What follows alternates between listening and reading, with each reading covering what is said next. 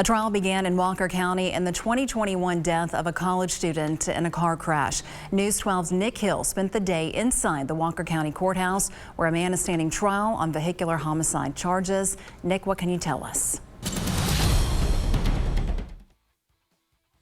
Both the prosecution and defense rested their cases in the Larry-Cargle trial on Tuesday.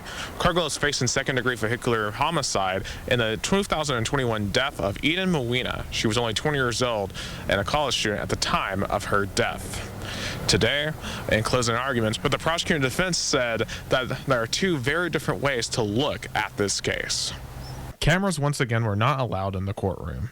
The defense called several witnesses who testified they never saw Muina's headlights coming. The defense argued to the jury that there is consistent testimony that Muina's headlights were turned off at the time of the collision. The defense told the jury, quote, "It was a tragedy, but it was not a crime," end quote.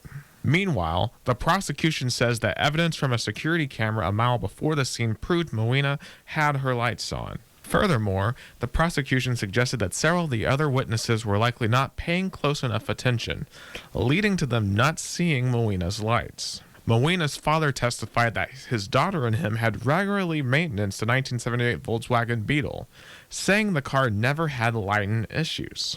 The prosecutor further said that in order to convict Cargle, the jury did not have to find intent to cause a crime under Georgia state law.